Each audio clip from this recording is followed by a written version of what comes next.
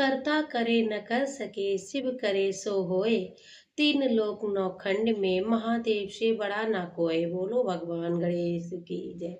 भगवान भोलेनाथ की जय। माता पार्वती की जय। सर्वदेवी देवताओं की जय।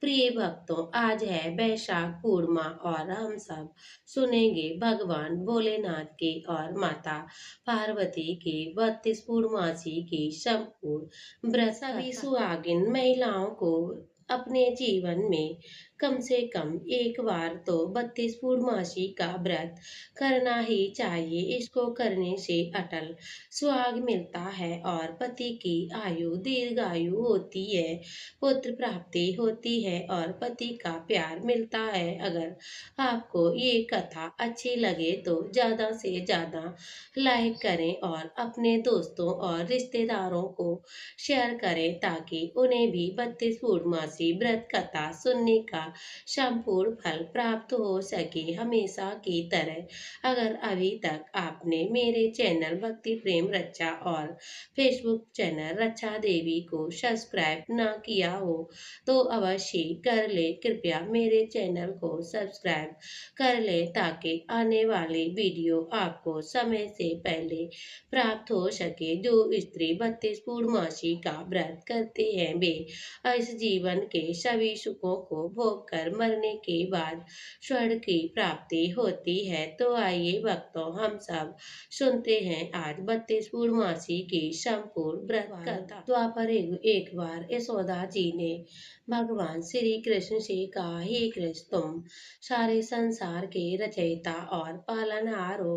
आज कोई ऐसा उपाय मुझसे कहो जिसके करने से स्त्रियों को सौभाग्य की प्राप्ति हो और उनकी सभी मनोकामनाएं पूर्ण हो। तब भगवान श्री कृष्ण कहने लगे, हे माता, मैं आपसे एक उपाय विस्तार पूर्वक बतलाता हूँ। सौभाग्य की प्राप्ति के लिए स्त्रियों को 32 पूर्णमासी का व्रत करना चाहिए। भगवान श्री कृष्ण जी ने आगे कहा, इस धरती पर एक राजा चंद्रहास की अनेक प्रकार के रत्नों से परिपूर्ण कार्तिका नाम की नगरी थी। वहां पर गणेश्वर नाम का एक ब्राह्मण था और उनकी स्त्री अति सुशील और रूपवती थी। दोनों ही उस नगरी में बड़ी प्रेम के साथ रहते थे। घर में धन दान आदि की कमी ना थी। उनको केवल एक ही दुख था कि उनके कोई संतान नहीं थी। इस कारण वे अत्यंत दुखी रहते थे। एक समय एक तपस्वी उनकी नगरी में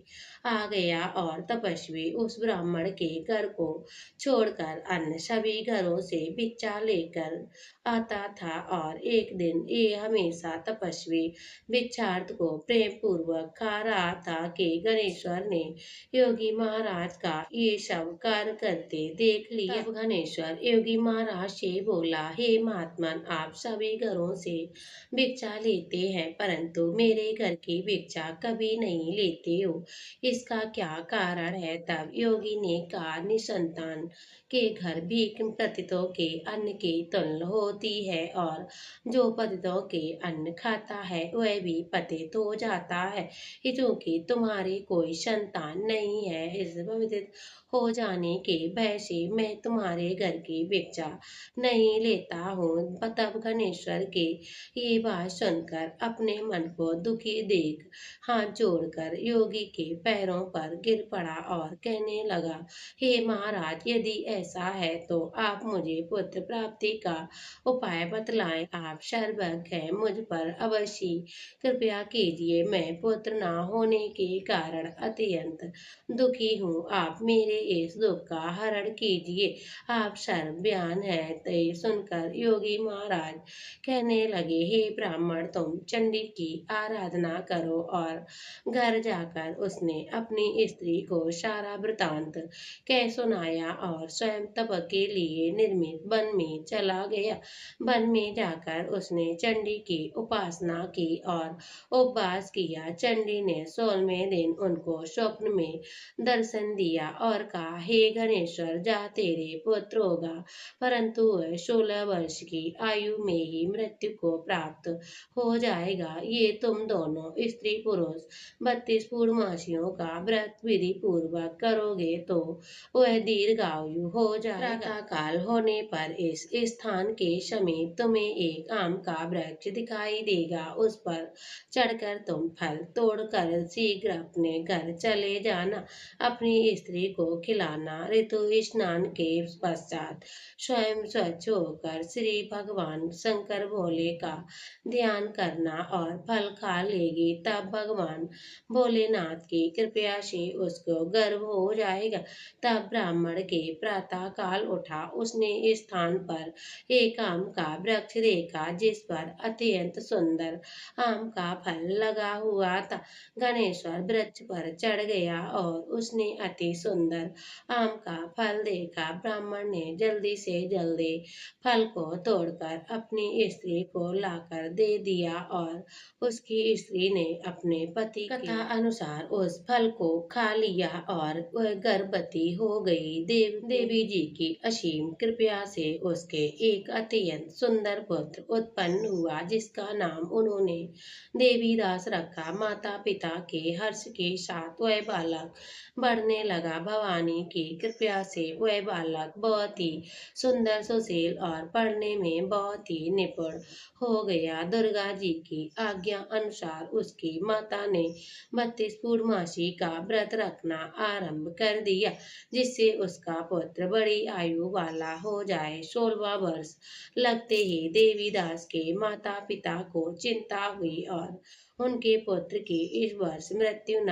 हो जाए, इसलिए उन्होंने अपने मन में विचार किया कि ये दुर्घटना उनके सामने हुई तो वो कैसे सहन कर पाएंगे। इसीलिए उन्होंने देवीदास के मामा को बुलाया और कहा, हमारी इच्छा है कि देवीदास एक वर्ष तक के लिए काशी पढ़ने जाए, विद्या अध्ययन करे। इसके साथ तुम चले जाओ और एक वर्ष के बाद वापस लौट आना। ये प्रबंध करके उसके माता पिता ने काशी जाने के लिए देवीदास को एक घोड़े पर बैठाकर उसके मामा को उसके साथ भेज दिया। गणेश्वर के शतपथ अपने पुत्र की मंगल कामना और दीर्घायु के लिए भगवती दुर्गा जी की आराधना और 32 पूर्णमासी का व्रत करना आरंभ कर दिया। इस प्रकार बराबर 32 पूर्णमासी का व्रत पूरा किया। कुछ समय पश्चात मामा और भांजा मार्ग में रातें बिताने के लिए एक ग्राम में ठहरे हुए थे। उस गांव में एक ब्राह्मण की अति सुंदर, सुशील और गुणवती कन्या का विवाह होने वाला था। जिस धर्मशाला के अंदर वर और उसकी बारातें ठहरी हुई थी, उसी धर्मशाला में देवीदास और उसके मामा भी ठहरे हुए थे। संयोगवश कन्या को तेल आदि चढ़ाकर मंडप आदि का कृत्य किया गया तो लगन के समय वर को धनुपात हो गया। अस्तु वर के पिता ने अपने कुटुंबियों से परामर्श करके निश्चय किया कि ये देवीदास मेरे पुत्र जैसा ही है और इसके साथ ही मैं लगन करा दूं और बाद में विवाह के अन्य कार्य अपने लड़के के साथ करवा देंगे। ऐसा सोचकर देवीदास के मामा ने जाकर बोला, तुम थोड़ी देर के लिए अपने भांजे को हमें दे दो जिससे वह विवाह के कार्य में संस्कृत सुचारू रूप से हो सके। तब मामा ने कहने लगे, तुम जो कुछ भी मधुपर्क और कन्यादान के समय वर को मिले वह सब हमें दे दिया जाए तो मेरा भांजा इस बारात का दूल्हा बन जाएगा। ये बात के वर के पिता ने स्वीकार कर लेने पर उसे अपने भांजे वर को भेज दिया और उसके साथ विवाह का रात्रि में विधि पूर्वक संपन्न हो गया। पत्नी के साथ वह भोजन ना कर सका और अपने मन में सोचने लगा, ना जाने ये किसकी स्त्री है। वह एकांत में इसी सोच में पड़ गया। तब उनकी आंखों से आंसू आने लगे। तभी बबलू ने पूछा, क्या बात है और इतने दुखी आप क्यों हो रहे। तब उसने सब बातें बर के पिता व उसके मामा में हुई उसको बतला दी। तब कन्या बोली, ये ब्रह्म विवाद के विपरीत कैसे हो सकता है। देव ब्राह्मण और अग्नि के सामने मैंने आपको अपना पति बनाया है, इसीलिए आप ही मेरे पति हो। मैं आपकी ही पत्नी रहूंगी, अन्य किसी की नहीं।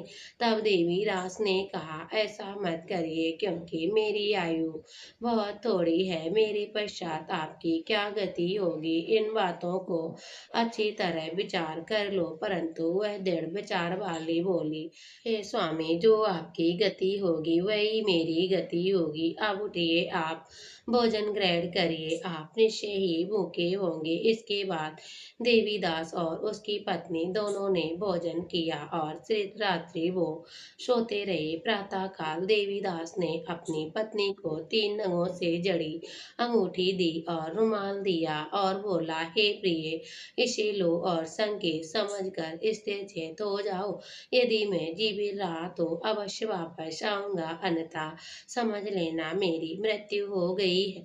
ये समझकर वह चला गया। प्रातः काल होते ही वह गाजे बाजे बजने लगे। जिस समय विवाह का कार्य समाप्त करने के लिए वर तथा बाराती मंडप पर आए तो कन्या ने वर को भली प्रकार से देखकर अपने पिता से कहा, ये मेरा पति नहीं है। मेरा पति वह है जिसके साथ मैंने रात्रि में परिग्रहण हुआ है, इसके साथ मेरा विवाह नहीं हुआ है। यदि वह यही है तो हमें बतलाएं कि मैं इसको क्या दिया। मधुपर्क और कन्यादान के समय जो मैंने बुझरादे दिए हैं वह दिखाए, और रात में मैंने क्या क्या गुप्त बातें कही हैं वह सब सुनाए।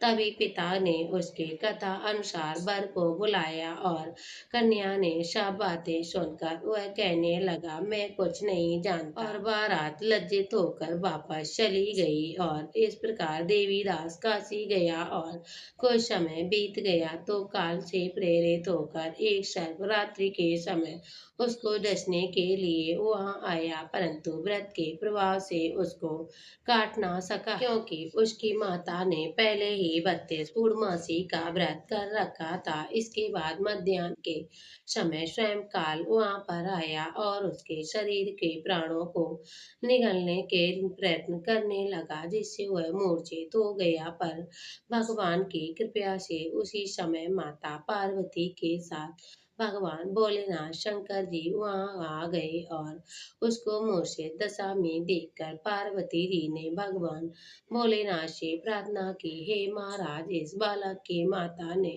पहले ही 32 पूर्णमासी का व्रत किया है, जिसके प्रभाव से इसका मृत्यु टोस कट जाएगा। भवानी के कहने पर भक्त वत्सल भगवान भोलेनाथ शिव ने उसको प्राणदान दे दिए। इस व्रत के प्रभाव से काल को भी पीछे हटना पड़ा और देवीदास स्वस्थ होकर बैठ गया। उधर उसकी स्त्री उसकी प्रतीक्षा कर रही थी और 16वां वर्ष व्यतीत हो गया तो देवीदास ने अपने मामा के साथ काशी चल दिया। उधर उसके ससुर ढूंढने के लिए अपने घर से जाने वाले ही थे कि दोनों मामा भांजे वहां आ गए। उसको आया देखकर उसका ससुर बहुत ही खुश हुआ और उनका ससुर अपनी प्रसन्नता के साथ घर ले गया। बाद में खूब धन आदि देकर अपनी पुत्री को उसके साथ विवाह किया। भगवान गणेश जी भगवान श्री कृष्ण जी कहते हैं, इस प्रकार गणेश्वर